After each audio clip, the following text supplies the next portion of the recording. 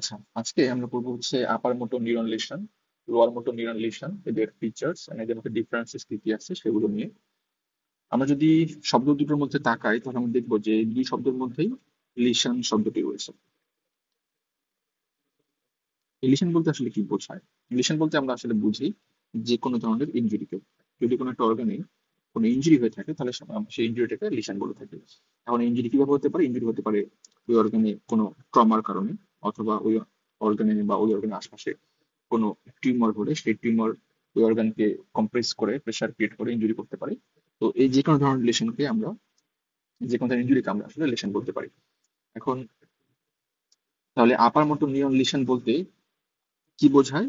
এই লেশন বা ইনজুরি বলতে আসলে বোঝায় যে ইনজুরিটি হয়েছে আপার মোটর নিউরনে। অন্যদিকে লোয়ার মোটর নিউরন লিশন বলতে আসলে কি বোঝায়? এখানে আসলে বলতে বোঝায় এই ইনজুরি বা লিশনটি হয়েছে লোয়ার মোটর নিউরনে। তার মানে আমাদের আসলে আপার motor neuron lesion, lower motor neuron lesion এগুলো বুঝতে গেলে আমাদের আগে বুঝতে হবে যে আপার মোটর নিউরন আসলে কি এবং হচ্ছে লোয়ার মোটর নিউরন আসলে কি। আমরা যদি আপার মোটর নিউরন এবং লোয়ার মোটর নিউরন সম্পর্কে জানতে চাই তাহলে আমাদের একটু ধারণা থাকা উচিত স্পাইনাল কর্ড নিয়ে। আমরা যদি এই স্পাইনাল কর্ডের হেমিসেকশনের দিকে তাকাই তাহলে আমরা দেখতে পারবো যে স্পাইনাল কর্ডের হেমিসেকশনে গ্রে ম্যাটারের দুইটি হর্ন বা দুইটি রুট রয়েছে। এই সামনের দিকের হর্নগুলোকে বলা হয় অ্যান্টেরিয়র হর্ন বা ভেন্ট্রাল হর্ন। অন্যদিকে পিছনের দিকে যে হর্নগুলো রয়েছে এই হর্নগুলোকে বলা হয়ে থাকে ডর্সাল বা পোস্টেরিয়র হর্ন। এখন এই অ্যান্টেরিয়র হর্ন বা ভেন্ট্রাল হর্নে আমরা এখানে কিছু নিউরন দেখতে পাচ্ছি। এটি একটি নিউরন এবং এটি একটি নিউরন। এই নিউরন যেটি অবস্থিত কোথায়? এটি অবস্থিত হচ্ছে অ্যান্টেরিয়র হর্ন। সো এই নিউরনগুলিকে বলা হয়ে থাকে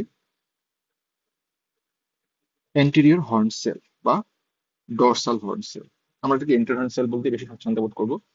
তাহলে আমরা দেখতে পাচ্ছি যে স্পাইনাল কর্ডের অ্যান্টেরিয়র হর্নে কিছু অ্যান্টেরিয়র হর্ন সেল থাকে। এই অ্যান্টেরিয়র হর্ন সেলগুলো স্পাইনাল কর্ড থেকে বের হয়ে আমাদের ইফেক্টর অর্গান পর্যন্ত চলে যায়। এখন এই অ্যান্টেরিয়র হর্ন সেলগুলো আসলে কার সাথে কানেক্টেড থাকে স্পাইনাল কর্ডের মধ্যে? তারা আসলে কানেক্টেড থাকে আমাদের যে সেরেব্রামের সেরেব্রাল কর্টেক্স, সেই সেরেব্রাল কর্টেক্স থেকে নেমে আসা যে কর্টিকো স্পাইনাল ট্র্যাক্ট, সেই কর্টিকো স্পাইনাল ট্র্যাক্টের যে আমাদের মোটর নিউরন গুলো থাকে সেই নিউরন গুলোর সাথে কানেক্টেড থাকে। কি দিয়ে কানেক্টেড থাকে? তারা আসলে আমাদের এখানে ইন্টার নিউরন বা ইন্টারনাল নিউরন দিয়ে কানেক্টেড থাকে।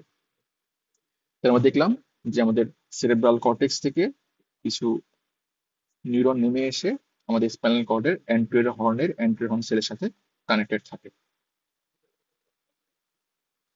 এখন আমরা যদি একটি আহ অন্য একটা ছবির দিকে তাকাই যে আমরা দেখতে পাবো যে এখানে আমাদের সেরেব্রাল কর্টেক্স থেকে কিছু নিউরন নেমে এসে তারা স্পাইনাল কর্ডের অ্যান্টেরিয়র হর্নে এসে শেষ হচ্ছে কোথায়? শেষ হচ্ছে এখানে সবুজ কালারের একটি নিউরনের সাথে, যে নিউরনটি এটি, এবং এটি যেহেতু অ্যান্টেরিয়র হর্ন অবস্থিত তাই এটি একটি অ্যান্টেরিয়র হর্ন সেল।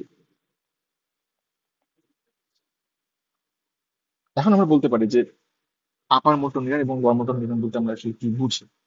আমাদের সেরেব্রাল কর্টেক্স থেকে শুরু হয়ে যে নিউরনগুলো আমাদের স্পাইনাল কর্ডের অ্যান্টেরিয়র হর্ন সেল পর্যন্ত থাকে, অবস্থান করে, সেই সব নিউরনকে আমরা বলে থাকি আপার মোটর নিউরন। অর্থাৎ আমাদের সেরেব্রাল কর্টেক্স থেকে শুরু করে একদম অ্যান্টেরিয়র হর্ন সেলের আগ পর্যন্ত, অর্থাৎ এই পর্যন্ত যে নিউরনগুলো, অর্থাৎ এই নিউরনগুলো, এদেরকে আমরা বলে থাকি আপার মোটর নিউরন। এখন এই আপার মোটর নিউরনের পর থেকে, অর্থাৎ অ্যান্টেরিয়র হর্ন সেল থেকে শুরু করে আমাদের যে ইফেক্টর অর্গান, সে অর্গান পর্যন্ত যে কোষগুলো বা নিউরনগুলো থাকে, এই নিউরনগুলোকে আমরা বলে থাকি লোয়ার মোটর নিউরন। তাহলে অ্যান্টেরিয়র সেল থেকে শুরু করে আমাদের যে ইফেক্টর অর্গান আছে, সেই ইফেক্টর অর্গান পর্যন্ত যে নিউরন গুলো থাকে সেই নিউরন গুলো হচ্ছে আমাদের লোয়ার মোটর নিউরন। আমরা যদি আরেকটি ছবিতে তাকাই তাহলে আমরা এখানে দেখতে পাবো যে একদম সেরেব্রাল কর্টেক্স থেকে নিউরন শুরু হচ্ছে, এটি নামছে নামছে নামছে নেমে এসে স্পাইনাল কর্ডের অ্যান্টেরিয়র হর্ন সেলে শেষ হচ্ছে। অর্থাৎ এই পর্যন্ত সেরেব্রাল কর্টেক্স থেকে অ্যান্টেরিয়র হর্ন সেল পর্যন্ত এটি হচ্ছে একটি আপার মোটর নিউরন। এবং এই আপার মোটর নিউরন যেখানে শেষ হচ্ছে, অর্থাৎ অ্যান্টেরিয়র হর্ন সেল থেকে শুরু করে আমাদের ইফেক্টর অর্গান পর্যন্ত এই নিউরনগুলো হচ্ছে আমাদের লোয়ার মোটর নিউরন। এখন যদি একটি লেশন সেরেব্রাল কর্টেক্স থেকে শুরু হয়ে অ্যান্টেরিয়র হর্ন সেলের আগ পর্যন্ত কোন এক জায়গায় হয়ে থাকে তো আমরা সেটিকে বলবো আপার মোটর নিউরন লেশন। অন্যদিকে যদি লেশনটি হয়ে থাকে অ্যান্টেরিয়র সেল থেকে আমাদের ইফেক্টর অর্গান পর্যন্ত তাহলে আমরা সেই লেশনটিকে বলে থাকবো লোয়ার মোটর নিউরন লেশন।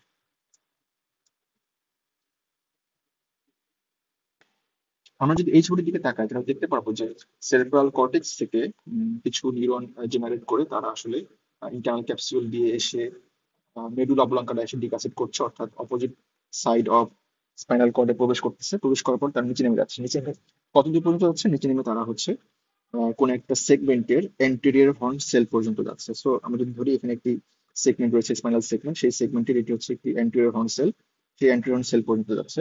তাহলে এখানে এটি অর্থাৎ আহ, এই সেরেব্রাল কর্টেক্স থেকে শুরু করে অ্যান্টেরিয়র হর্ন সেল পর্যন্ত যে এটি আছে, এটি আসলে একটি আপার মোটর নিউরন। এবং অ্যান্টেরিয়র হর্ন সেল থেকে শুরু করে এ পর্যন্ত ইফেক্টর অর্গান পর্যন্ত আমাদের যে নিউরন গুলো থাকবে সেগুলো হচ্ছে আমাদের লোয়ার মোটর নিউরন। এখন আমাদের আলোচনার সুবিধার জন্য যদি আমরা এই স্পাইনাল কর্ডের বিভিন্ন লেভেল চিন্তা করি, আমরা যদি ধরি যে এই স্পাইনাল কর্ডে এটি হচ্ছে একটি L4 লেভেল বা L4 স্পাইনাল সেগমেন্ট, এবং এটি L5 স্পাইনাল সেগমেন্ট। এখন L4 স্পাইনাল সেগমেন্টের জন্য এখানে একটি অ্যান্টেরিয়র হর্ন সেল থাকবে। অন্যদিকে L5 এর জন্য বা তার নিচে থাকা S1 S2 তাদের জন্য তাদের নিজস্ব অ্যান্টেরিয়র হর্ন সেল থাকবে। এখন আমাদের আলোচনার সুবিধার জন্য যদি আমরা ধরি যে এখানে L4 লেভেলে একটি কমপ্লিট হেমিসেকশন হয়েছে।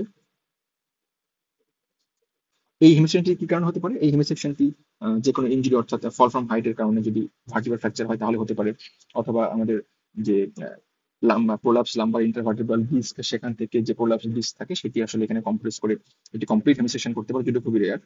তারপরও ধরলাম আমাদের আলোচনা সুবিধার্থে এখানে একটি কমপ্লিট হেমিসেকশন হচ্ছে।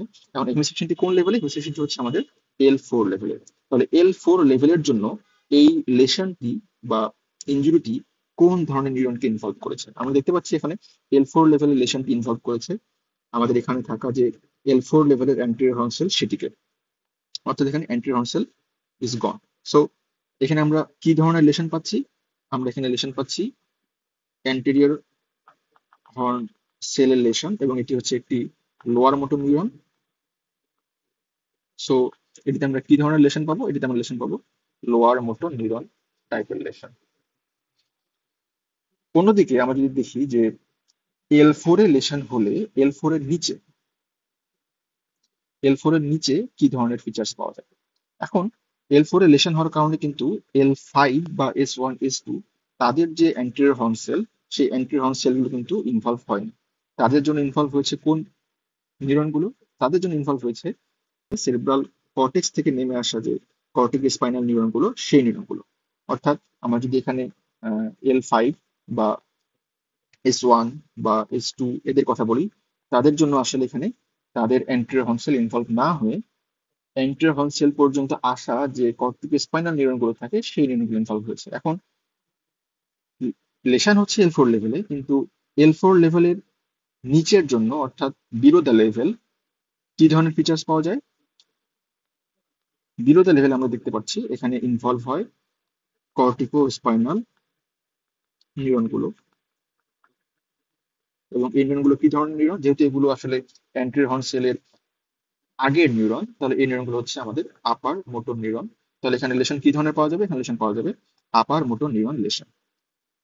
তাহলে আমরা এখানে সহজে বুঝতে পারতেছি যে লেশনের অ্যাট দ্য লেভেলে আমরা পাবো লোয়ার মোটর নিউরন লেশনের ফিচার্স, আর লেশনের বিলো দ্য লেভেল আমরা কি পাবো? Upper motor neuron features.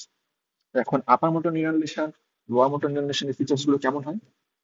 Normally আমাদের লোয়ার মোটর নিউরন গুলোকে, অর্থাৎ এই নিউরন গুলোকে আমাদের যে আপার মোটর নিউরন তারা হচ্ছে তাদের একটা ইনহিবিটরি সিগন্যালের মধ্যে রাখে। সো যখন আপার মোটর নিউরন লেশন হয় তখন লোয়ার মোটর নিউরন গুলো তাদের যে ইনহিবিটরি একটা ব্যাকআপ ছিল সেটা থাকে না। সো তখন তারা বেশি বেশি কাজ করা শুরু করে, লোয়ার মোটর নিউরন গুলো বেশি এক্সারেটেড হয়ে যায়, বেশি সাইক্লিক হয়ে যায়। তখন দেখা যায় যে আমাদের যে ইফেক্টর অর্গান গুলো সেগুলো টনিক একটা অবস্থায় থাকে, অর্থাৎ স্প্যাস্টিক প্যারালাইসিস দেখা যায় সেখানে। পাশাপাশি যে রিফ্লেক্স গুলো থাকে সেগুলো এক্সারেটেড হয়ে যায়।